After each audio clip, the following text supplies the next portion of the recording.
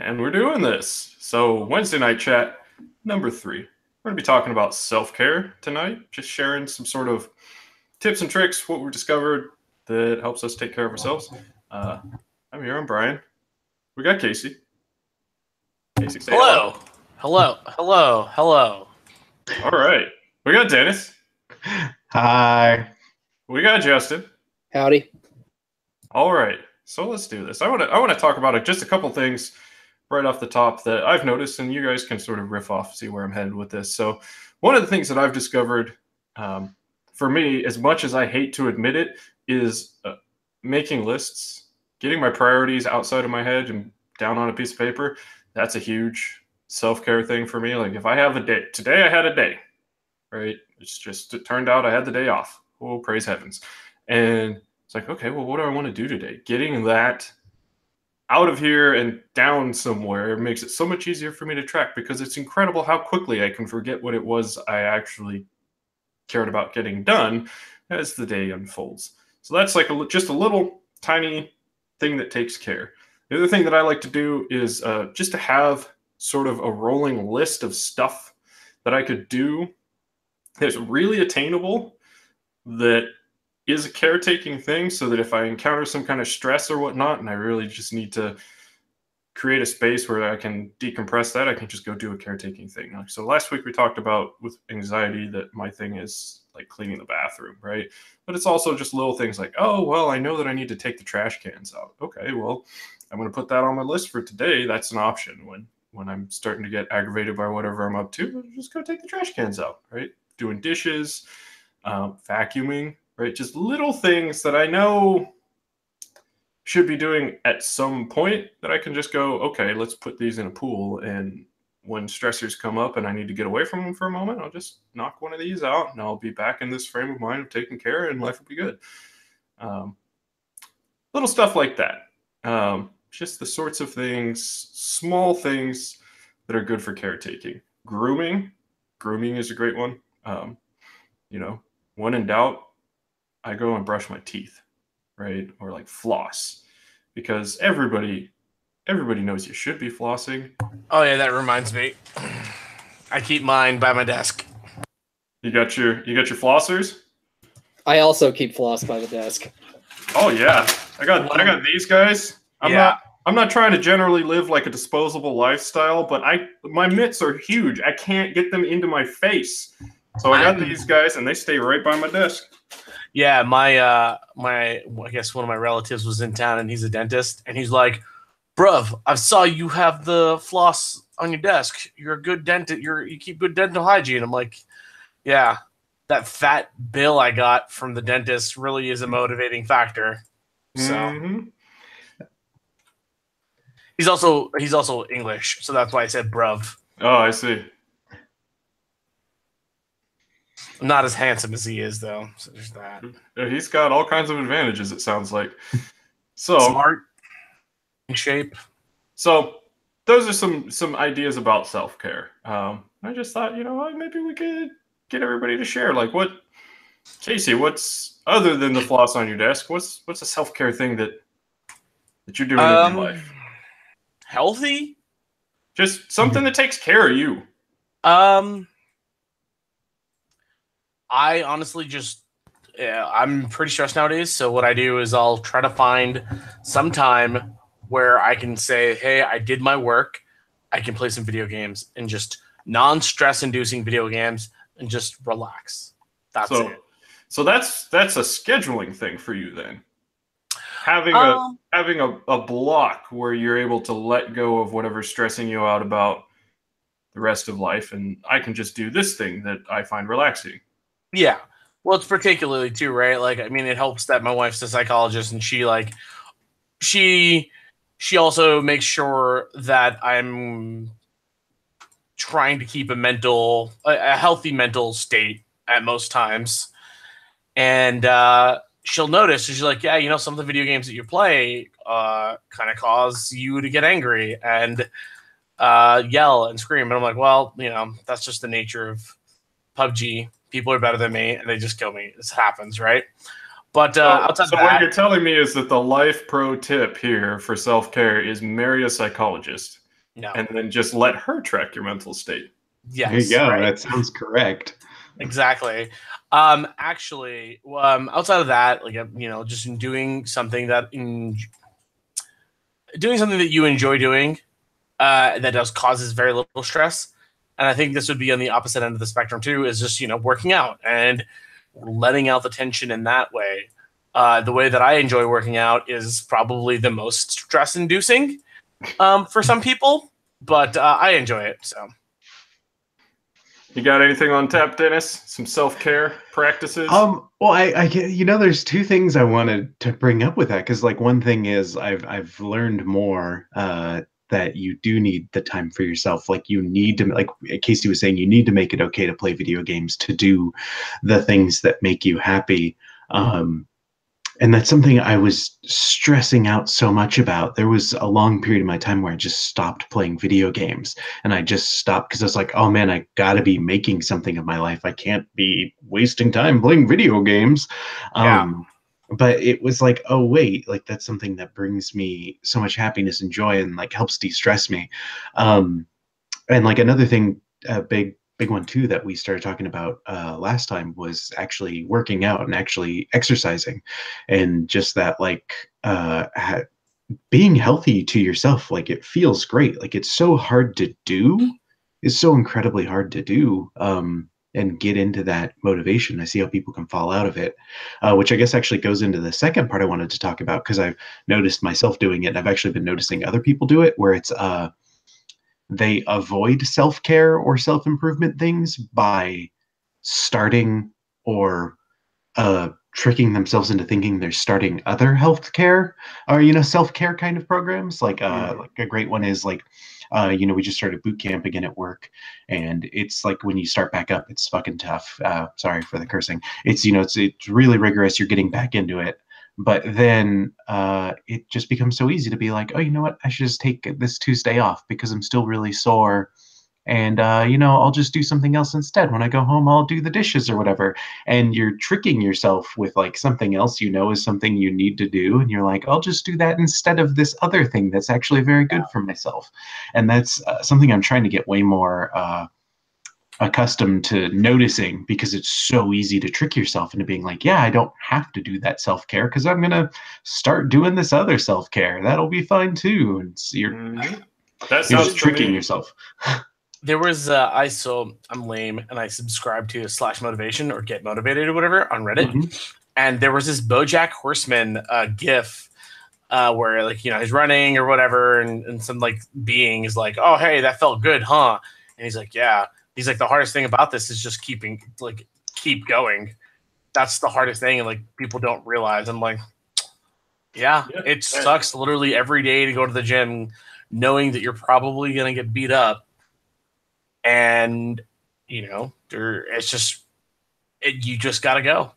And taking the time to acknowledge that it is difficult, right? So that it is difficult to build good habits. There's a lot of inertia in our mind against that. And so just taking that can be a great caretaker. So another thing that I've been thinking about a lot recently is just like celebration of success. Like if something is going good in my life, I need to stop right there and have a party, right? Just a little party in my head.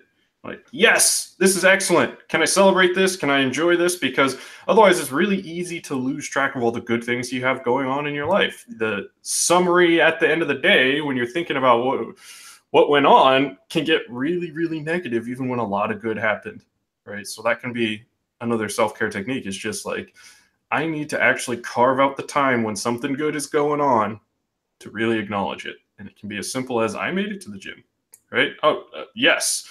I haven't been here in a while, so I'm going to get tapped out by white belts or whatever your challenges are there. But you know what? I made it here, so this is great. For the record, I do not get tapped out by white belts, so okay. You can take that to the bank. Okay. Well, good to know you haven't fallen that far. No. What's up, Justin? You got anything pop into mind? Yeah, the big one right now is like I've been out of the gym for a while, and lifting weights has been a big part of my life, and I've always I until I kind of stopped going, I didn't realize quite how significant doing that is for myself. So like I've been going back this week, and just that that endorphin rush that I was so accustomed to. So right now, like I'm just in the phase of like, okay, I gotta go every day. Like, it's gonna suck. Like I'm back in the that period where it just like everything hurts right now, and you just gotta truck through it and do that. But that's a really big thing for me is working out. I think that what we've hit kind of across the board, though, is the real necessity of sort of self-knowledge for self-care, right? You have to know who you are and what you're about. And you have to be able to recognize that, your history plays a big part in who you are. The things that you have done are going to be the things where you're going to find comfort. So Casey and Dennis are talking about playing video games. I'm in that boat too, right? Like that's a way that I can de-stress because I've done that my entire life, and it's really easy to like stigmatize that. But just the recognition that actually, no, this is a thing that allows me to unwind. I'm going to do this, right? Because it's taking care of me. If you've worked out your whole life, then probably you're going to need to keep working out. It's a lot easier to build up a good story about that of the utility of that.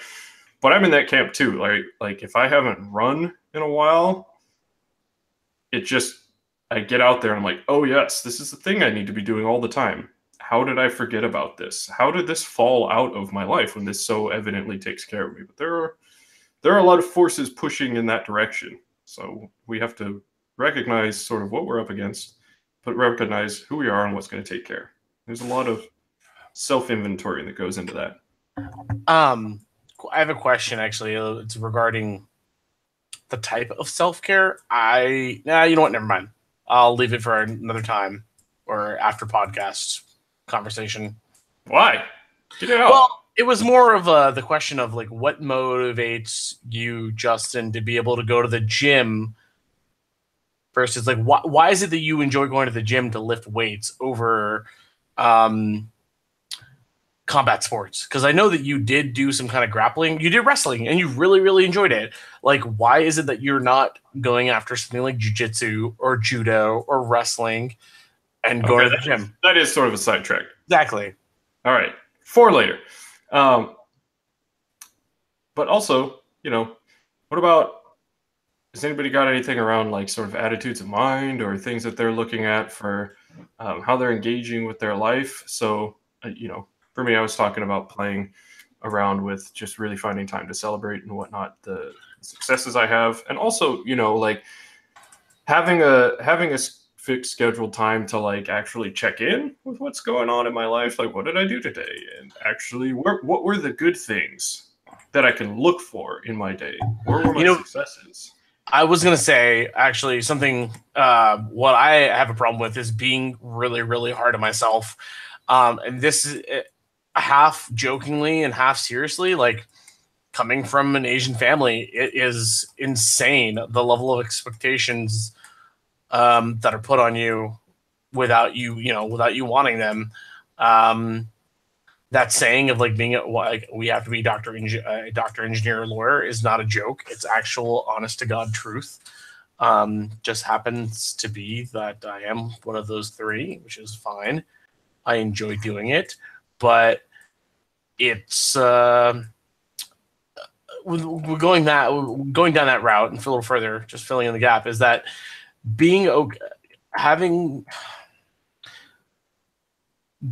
not being so hard on yourself. Like, it's okay to fail as long as you learn from your failures. And acknowledging that and being okay with it really helps with self-care. One of the things I've noticed all my life is I was always terribly hard on myself. I never accepted any room for failure. If I did fail, I would be super down and super depressed. And that wasn't healthy for me. Mm-hmm. And recognizing the If sorts that's relevant. I mean, yeah, well, there's that self-inventory, right? Recognizing the sorts of narratives that you've internalized due to your upbringing, mhm. recognizing how they still play a major role in your life today, and then recognizing perhaps the opportunities that are missed there experientially, because if you're getting down on yourself, right, you're expending a lot of effort in that could be going towards actually learning from this failure. And so you sort of you have to know where you are in order to start moving in the direction that you want to go, right? Yeah. So having that understanding to go, okay, this is what my experience has been. What am I going to do in response to that? And what I would recommend there is come up with some really concrete things, right? Okay, how am I going to engage with my experience around failure, right? Is there a toy domain where you can practice failing? You know, you want to talk about you play video games, right? Like that's a great toy domain. I know that, you know, I play the game Battlerite and I play a character that I'm really, really bad at. Just everything about it runs against the way that my brain works, and I just keep failing at it and just seeing what that feels like for me, because I historically, temperamentally have always felt like I just need to do the thing that I'm good at as opposed to going against my own sort of constitution. So that could be a small place in your life where it's like, oh, here's an opportunity to have a sandbox where I can play with failure. And then the countervailing concrete thing is to go, how can I set up a structure around counter programming those kinds of narratives, right? How can I, okay, at 9 p.m. every day, I'm going to make a list of 5 ways I've succeeded today. It's interesting that we've gone down this route. Maybe I didn't intentionally guide us to go down this route, but it's interesting that I did. You know, being a fan of the MMAs and grappling combat martial arts or combat sports, Ronda Rousey just recently released saying that she never learned how to lose. That's huge, you know, like, which ends up leading her being, you know, to be so hard on herself that she ended up getting into the ring with a murderer again and just losing again, and not knowing how to deal with that just kind of drug her down into a deep, dark hole, and it was not good for her. Yeah, well, there's a certain sort of wisdom to getting really good at failing, just because that's the way the universe works, right? Like any given domain of human expertise, there's more ways to be wrong than to be right. So when you start anything in your life, you're going to do it wrong. And so getting really good at being wrong, getting really good at failing, getting really good at getting up when you fall down is going to give you this sort of fundamental skills to move into any domain of your life, right? And get moving in the right direction quickly. In Go, you know, the East Asian strategy game, board game, it's been in the news because Google's DeepMind AI kicked the pants off of all the pros. In Go, there's a proverb that says, lose your first 50 games as quickly as possible. The idea there being that you're expected to lose your first 50, your first 100, your first 200 games, unless you have somebody else who just started as well. If you're playing somebody who has any experience in the game, because that game is so deep, you're just gonna lose. And so you want to get good at losing and sort of not experiencing an emotional trauma at that. And then you want to start building up the store of information that your brain is going to draw on to figure out what it looks like to be good at that game, right? Yeah. And I like a neural network model for this because our brains are neural networks, right? Like you need a bunch of classified training data to make a neural network do anything, right? I don't know if you guys are following deep learning craze and whatnot.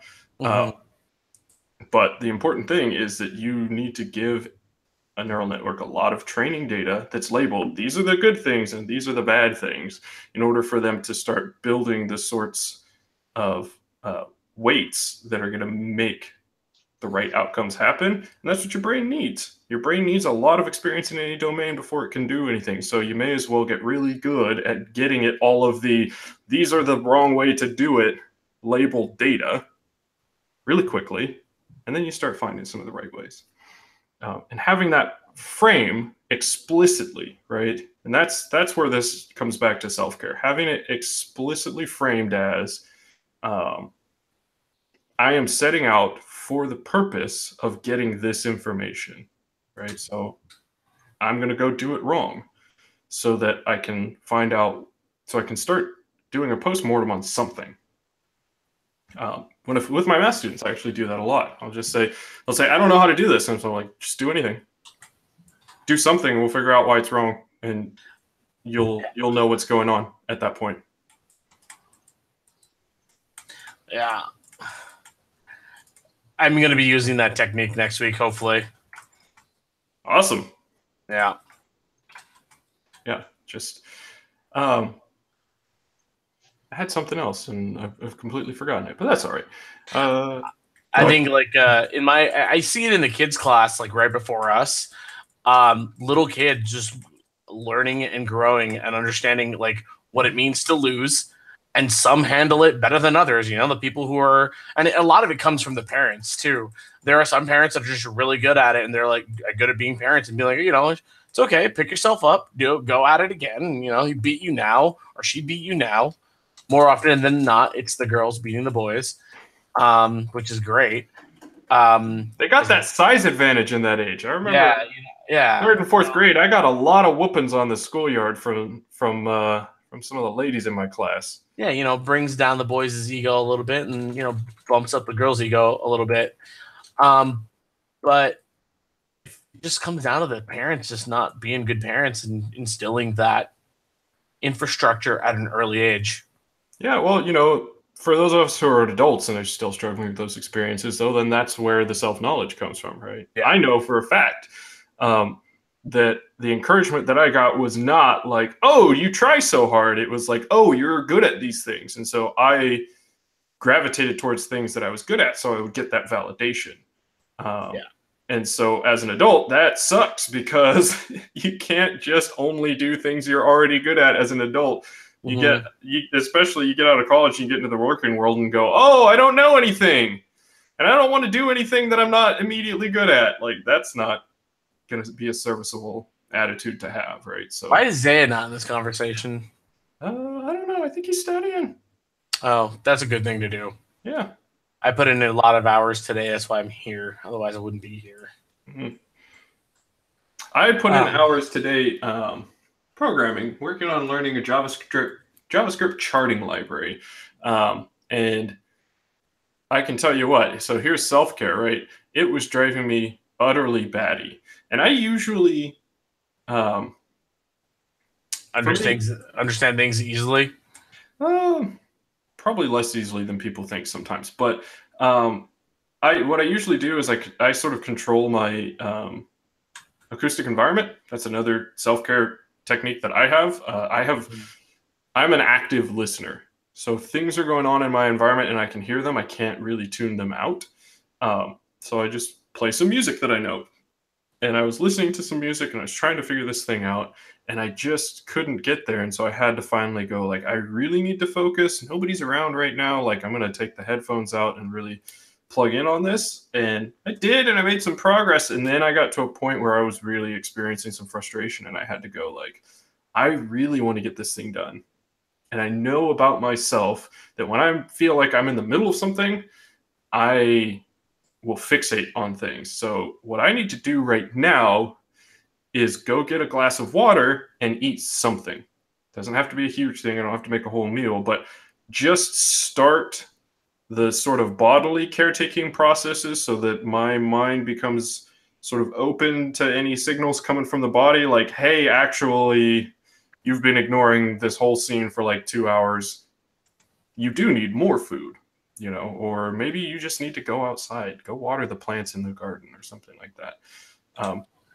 And I ended up just taking an hour break in the middle of that, which was very much unplanned, but just recognizing like, okay, the stress levels are getting a little higher. I'm getting a little frustrated.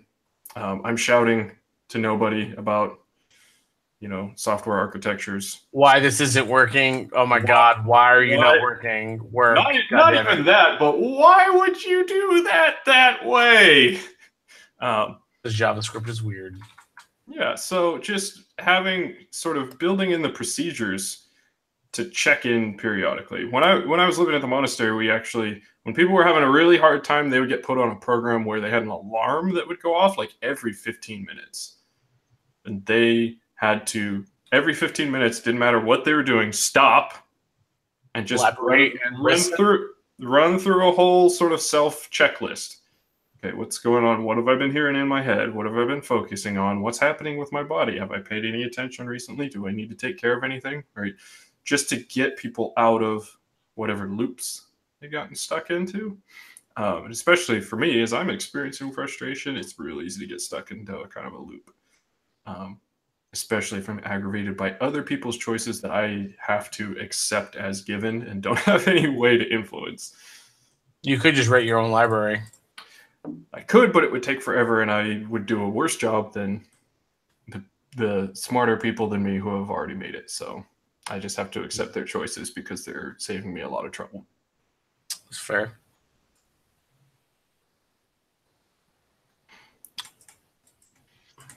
So going back to self-care, and actually, And away you know, from. I know you guys are talking about work and software and all that stuff, but I think the just bringing it back around to the failure thing as well is I think it is really important. You're saying with Go, you have to lose your 50 games as quickly as possible.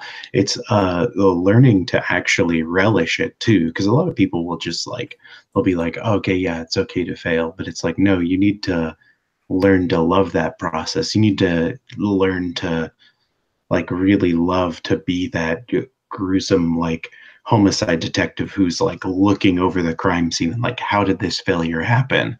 Like, what was it that caused it? Like, let's break that down, let's find it and actually learn from it. It's something like at work we do it, it's called celebrated mistakes, where it's like after every milestone, it's just super encouraged for people to bring up like the really dumb or bad things that happen and be like, holy cow, like I can't believe I did this, da da da da da. And it's all actually done in that sort of like joking, positive environment, so we can actually talk about it and embrace it. Because for years we had like this culture where you didn't want to do anything wrong because then you could be in trouble and that would be really bad and your career and your future's in jeopardy. Now it's like if you mess up and you can talk about how you messed up and why you messed up and how you won't mess up in the future, like how, you know, like that mistake specifically, like how it happened and getting that like root cause analysis in a sense, that's really helpful. And so in your life, like when you're like, oh, you know, I failed at writing my novel, and it's like, well, why did that happen? Like what was your process? What were you going through? And actually like looking at it, because then that helps you build better habits in the future. You can be like, oh, well, what if I try this instead? What if I do this instead? And it's you, but you have to love that process. You have to learn to embrace failure, which is really hard to do in a society where we're told we always need to just succeed and win, win, win. Yeah, it's all about building that inventory of self-knowledge, right? Having this really in-depth understanding of exactly who you are right now so that you have a stable platform to become the person that you want to be in the future. Right? Gotta get comfortable with being uncomfortable. Well, yeah, you know, ultimately embracing the fact that we are ongoing processes. Right, that there's no static person, and that the way that this process gets better is by understanding what's gone before and by extracting as much wisdom as is possible from every single thing we do, success or failure. You know, when we succeed, there's also the flip side of that, which is not getting too carried away in, oh yes, this is so great, right? Celebrate it. Set the time aside, but also, is there anything I can learn from this? Is there anything that could have gone better? Mm-hmm. Right? And why did this time succeed when all of these other times failed? Which, if we didn't embrace the failures, then we're not in a position to juxtapose the failure and the success and really learn from the successes. The successes become accidents. And you may laugh at me again on this one, but I can directly correlate this experience to watching my matches. And it is so much easier to watch the ones that I've won than the ones that I've lost. It is so uncomfortable for me to watch myself get beat up by someone that's fucking twice my size and know there's nothing that I could have done about it, or what I could have done about it, or if I could have improved, because you don't want to watch yourself lose. It's a terrible feeling. It's like every time I watch it, it's like a reliving the moment of losing, and it's so hard. Dude, well, and to show that too is like you talking about it. You literally had to give 3 reasons why you lost before you were like, he was way bigger than me. Like you had to justify it in your head or even to talk about it. Like even thinking about it. Yeah, like just yeah. So, which is a great example. Yeah. So recognizing that those forces are at play, always come back to what can I do concretely, right? So you've just identified a wonderful opportunity for yourself of, okay, can you watch a match where you lost every day and just watch the match and spend 2 minutes going, what's going on with me in response to that? Can you get good at watching matches where you lose? Can you then extend that into other areas of your life where maybe it's difficult to do a post-mortem on something that didn't turn out the way that you wanted it to, right? Mm. All of our hobbies can give us, no matter what they are, these little playgrounds within which we can explore these ideas and actually make concrete steps to improve, right? So that for me, in going back to Go, because Go is the place where I learned about learning. But it was the strangest thing actually for me, but that's a whole huge aside. But I had to make a practice for myself of going back. I would play a few games, and then I had to review every single game that I played in a play session. Because what had happened to me for years is I loved to review the games that I won. Oh, look at me kicking this guy's butt. And then there's games that I lost. Yeah. But the games that I lost were the games where I learned the most, right? Because that's where the deficiencies in my understanding were being exposed. So if somebody can exploit the deficiencies that I have in my understanding, that's my teacher in that moment. The person who beats me is the person who has the most to say about where I need to improve. So I need to listen, right? I need to open myself up to that. And that practice really bumped. It sort of took a slow crawl trajectory into a very rapid ascent trajectory for a minute there. When I finally got that, I made a big breakthrough because it was like, oh, okay, there are all these holes in my games, and people are out there. People are out there quite kindly pointing them out to me. So recognizing that when you are put in opposition, if you're in a situation where somebody is directly opposing you, that person has more to teach you than anybody else, especially if they can beat you. Right, that's one of the greatest services that can be done for you, is for somebody to point out what your deficiencies are, and then this is the place where I can start working to get better. Yeah.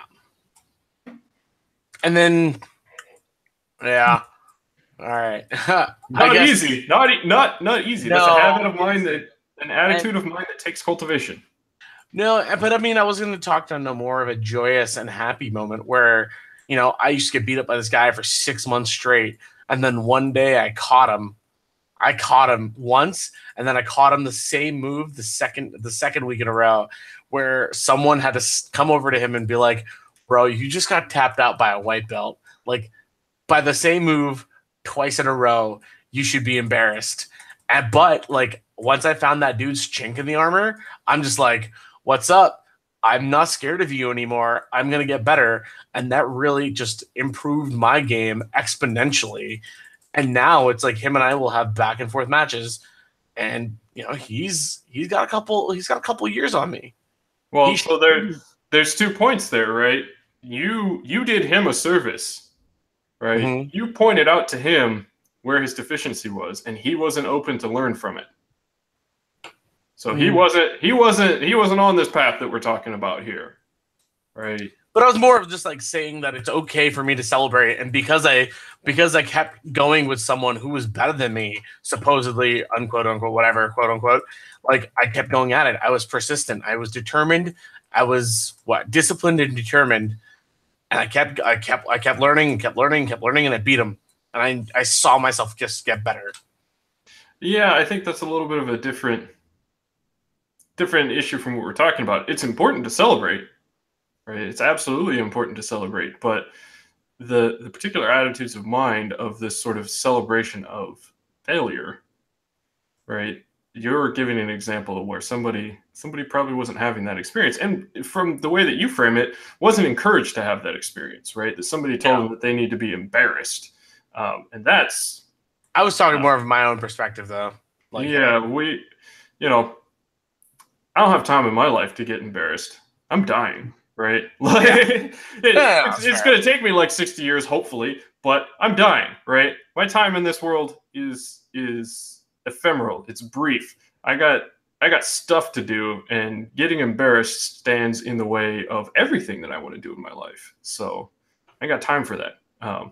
That's my attitude of mine. That's what takes care of me, right? Is that what is embarrassment meant to do other than stop me from learning?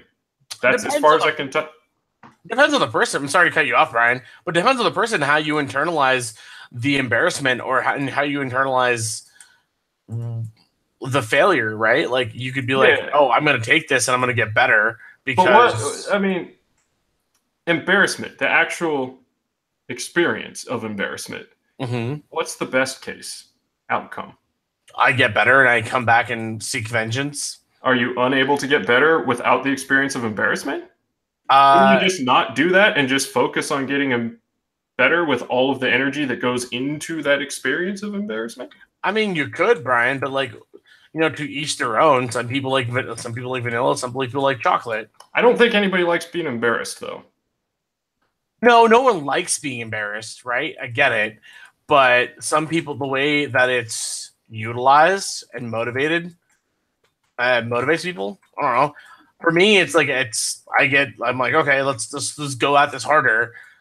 And I always say let's Asian kid this because that's the only way that I can relate to it. I don't know why I get enthralled by failure and just want to do better. Well, my suggestion there, what I'm pushing at is just that I think that the embarrassment is actually not a necessary part of the process. And for a lot of people, stands in the way of the process, right? The moment where you are in being embarrassed is the moment where you could be in learning from failure. And those two things, you can only have one process unfolding at once. So that makes sense. That's something that I see a lot with folks, is that there are a lot of processes that unfold in their lives in response to stimuli that are conditioned processes. They don't, they're not something that anybody's ever thought about. They've just always felt this way in response to this sort of activity or this sort of event in their life. And they don't actually serve a functional role. They're not actually helping us be happy human beings. They're just these sort of X is happening, so I feel Y. And those are really good places to start looking at that. Who am I today, so that I can figure out who can I be tomorrow. And so something like that embarrassment, how does that enter into the picture of me learning from failure, me being able to embrace failure, me being able to celebrate failure? Were you asking me? Oh, okay, I thought you were asking. It's rhetorical, right? Like that's a really great place to study and to practice. So that's just something to consider. Mm-hmm. So self-care. We started off very practical. We've got into a lot of framing, which I can talk about, framing and attitudes of mind all day. So I'm always very happy with that. But anybody got any last minute parting thoughts on the subject of self-care? No, I mean, kind of spoke my heart out there. Excellent. Do more jiu-jitsu. We can't solve all our problems with jiu-jitsu, Casey. Yes, only some of our problems. I would say a parting word on self-care is just, practice it daily, even if it's the little things. I think, like you guys pointed out as well, flossing. That's another one of those amazing ones. If you just have those little flossers with you. You're just slowly building those good habits, and then you'll find how easy it is for it to snowball sometimes, especially on those easier things. But every day, just a little bit. Just do a little something for yourself. Just do something small. Are you saying that practicing self-care is like flossing? You've just got to do it every day. Well, it's, so stress is additive, and sort of the unwinding of stress is additive, right? We can knock down our stressors in our life a little bit at a time, but every time we clear out a little space in our life where it's like, okay, I was stressing out over here, but now I've created this intention to take care and have expressed that a little bit. The sorts of patterns of cognition, sorts of attitudes of mind that are brought to the fore by that do begin to build on each other and play off of each other, right? I mean, for me, as a meditator, there's no greater aid to meditation than brushing my teeth, as far as I'm concerned, because I go in, because once I've said, you know what, I have a habit of brushing my teeth at the end of the day, but I'm going to brush my teeth right now just because I'm going to be sitting there in a poverty of stimulus situation, and the way that my mouth tastes is going to become very prominent pretty soon. Here's a place where I can take care of myself. Now I'm going into this space where I'm really paying attention, starting off with the attitude of mind of taking care of myself, right? That opens a lot of doors. And so even the smallest practices of self-care can really open doors to bigger practices of self-care. So I think that's what Dennis is pointing out there is great. Just find anything that you can do that reliably gives you a feeling of, yeah, I'm actually being taken care of, and find the time, create the structures so that a bit is happening every day, and you can build a lot surprisingly quickly. I think the big thing for me, right? Like my big takeaway, and kind of spitballing all this with you guys and listening to your guys is different ways you guys take care of yourselves, is mostly to be cognizant of that fact, especially when it's most needed and you're most stressed out or not in the right mental space. Understanding that and being able to take a step back from that and then execute these kind of structures that you put in place that work for you, that's a really important thing to do, and I think it's really easily bypassed. Yeah, I think that you hit the nail right on the head there. When life is hard, you need to have already practiced. So when you are just getting knocked left and right by stressors in your life, having all this stuff in place in advance is going to be a really great help. So already having built up the practices, built up the good habits when things are going relatively well, so that when you get knocked down, as you always will, because life is big and challenging, it's right to hand. I already know. I think that's sort of what I tried to start with, is I've got this list of these are the things that I can do if it's going real bad. If I'm really, really having a hard time, okay, I'm just going to go knock one of these things out on this list because I know I can get a win there. I can get a little bit of dopamine. I can get a little bit of distance from whatever's stressing me out. And that's going to set in motion these practiced habits of mine that are going to take care of me because I'm vulnerable right now, and this is a place where I really need care. There is something I learned on the Tim Ferriss podcast where a lot of the quote unquote successful people in the world start their day off by just making their bed. It gives them some kind of sense of control and positivity to go on. But like, yeah, I made my bed. That's awesome. Oh, and no matter what, at the end of the day, when you got to tally up your wins for the day, hey, I got that bed made. Yeah. My thing is, I fold my clothing every time I take a shower. Because that's interesting. Just for years, that was just a habit of mine. I just kind of like throw stuff wherever. And I noticed that when I was at the monastery, there aren't really all that many things to do at the monastery, right? So I'm just like, okay, here's a place that I've noticed a pattern that doesn't take care of me. And I know that if I fold all my clothing, then when I get out of the shower, my first experience will be, oh, look, it passed me taking care of this. What a nice guy. And that's always a positive experience for me. And it then becomes this barometer, right? So if I get a really insistent, like, oh, I don't need to fold it this time, then I know something's up, right? I know it's okay. It's time to start reaching for the self-care techniques because something's going on. So I'm not allowed to leave clothes on the floor. That's that pro tip you shared earlier. Marry well. So somebody who takes care of you, and sometimes take care of you is just not letting you not take care of yourself. Yeah, about that. Right? It's all about how you frame it. That's the key here. All right. Well, that's one way to put it. I think we may have exhausted self-care. I think we ended on a great note there. I have one more thing to say about self-care, actually, and it was the thing that I meant to say first, which is the number one self-care thing for me is actually just retreating from whatever is stressing me out wherever possible. So if I'm in a situation and I'm like, something has really got me stressed out, can I just step away from this for a while? Right? Is it possible for me to just take a step back, like often physically, just, okay, I'm working on this thing right now. It's really irritating me. Can I step away from it for a moment? And I've had situations where, like, I'm fortunate to have like a really flexible work life, but where I'm working with a student and I just say, like, hey, I need to take 5.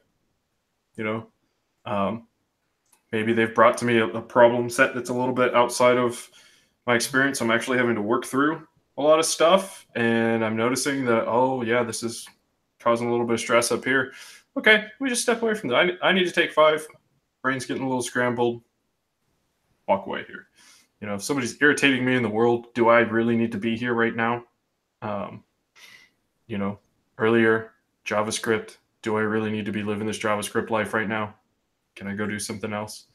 That can be just giving yourself the permission to walk away from things can be a really good caretaking thing. And I think it kind of enfolds a lot of what we've been talking about, right? Because that can be the first step toward reaching for these techniques. So, okay, once I've stepped away for a moment, if I'm taking 5, is there something that I can knock out in these 5 minutes that's on my list of things I know takes care of me? Right, so just one more consideration. If y'all are content there, I think we can just wrap it up. Sounds good with me, man. Yeah, it's a good spot to end on. Thank you guys for coming out and chatting. I hope to see you next week. Hopefully +1 next week. Yeah. No tangerine. Okay. This is on record. This is on stream. I haven't hit stop yet. At some point, Casey has promised to bring along his very insightful wife, who can chat with us about all the ins and outs of being a happy human being. So that's out there. There is that. You can't get out of it. Yeah. Well, All right. All right. Cheers. Cheers.